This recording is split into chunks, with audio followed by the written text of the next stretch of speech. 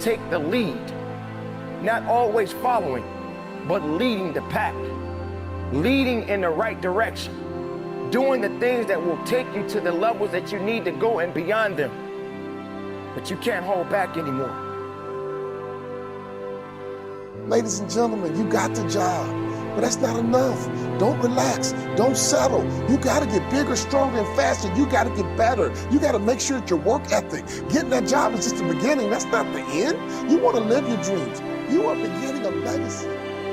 Be open to doing something completely different. Be open to admitting the possibility that you could be wrong and doing something completely different. And what that does is it opens up your mind and your perspective so you can see all kinds of possibilities that you may not have seen before. And maybe everything's okay for you and you don't need to.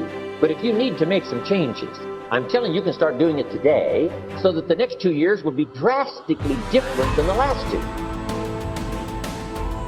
When you're standing on the cliff of life, you see people soaring by, you see people soaring, going to exotic places, you hear about them doing wonderful things. Maybe you look up the street and your neighbor just gets a car every year, every 2 years. Your eyes are doing. Have you ever thought, maybe this person right here has identified their gift and is living in their gift? It says your gift will make room for you. The first 6 years of my economic life, I wound up broke. The second 6 years, I wound up rich. You say, well, the Democrats must have finally gotten power. No. It was not a political change. Here's what changed the second 6 years of my economic life. It was my philosophy that changed. The set of the sail of better thinking, correcting the errors of the past and picking up new disciplines for the future. That's all I had to do at the end of the first 6. Correct the errors of the past and then pick up some new disciplines for the future. And my total life changed. The second 6 years was totally different than the first 6 of my working life. And guess who can do that? Anybody. We can all get better. I've gotten better. First talk I gave, I stood up, my mind sat back down. But here's the secret to my success. I stood up and did it again. Stood up and I did it again. And I did it again and I did it again all those many years ago. I did it when I was scared, and I did it when I didn't want to, and I did it when I was ill. And I did it when it didn't work well, and I did it when they didn't appreciate it, and I didn't a lot of times when I didn't know much what I was doing. I just did it anyway. I got better day by day, week by week, and month by month, and I'm asking you to do the same thing until you can develop a long arm and a long reach. When everybody's telling you you should rest, you should be working. Because if you're resting, you're taking away your best of yourself. Now, I'm not telling you to commit suicide and bury yourself in your work. There is always going to be a time and place for everything. But what is everything? What is everything to you?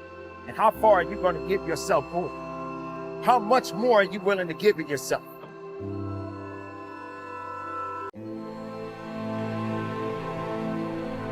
Fill your mind with brave dreams so there is no room for petty worries.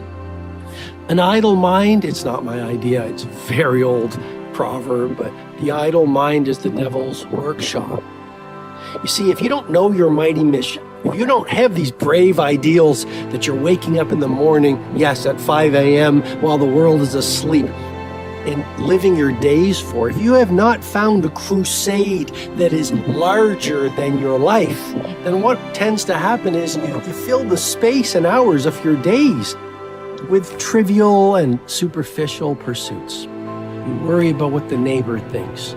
You misunderstand the way someone looks at you. You make everything some kind of you become an injustice collector when most people aren't even saying anything or doing anything against you.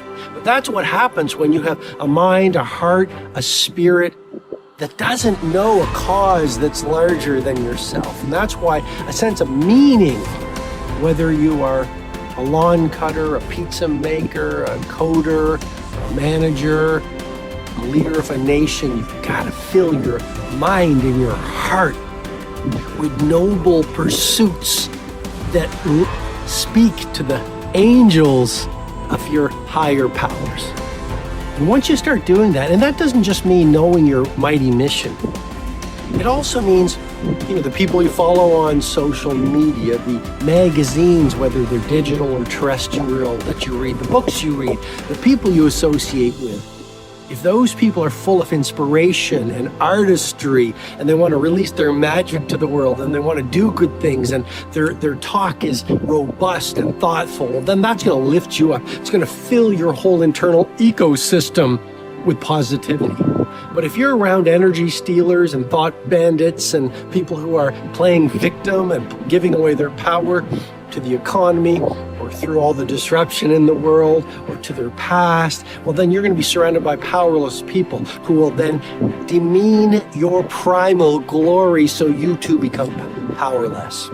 And the key to productivity is simplicity.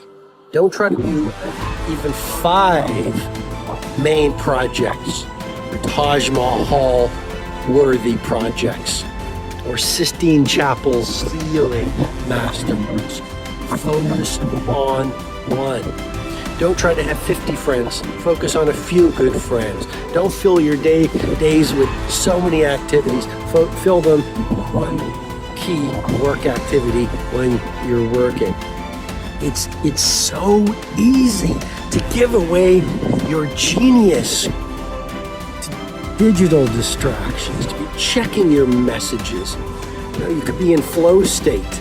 That's a term coined by Mihai Csikszentmihalyi when he was at the University of Chicago, to speak to that state of transient hypofrontality. We go very, very deep into the neuroscience of mastery and how the superstars achieve exponential productivity, and how you dominate your domain in a world of turbulence and uncertainty in my mentoring in the Circle of Legends monthly digital coaching program. And if you're interested, all the information is below. But for now, I just want to remind you, you are at war.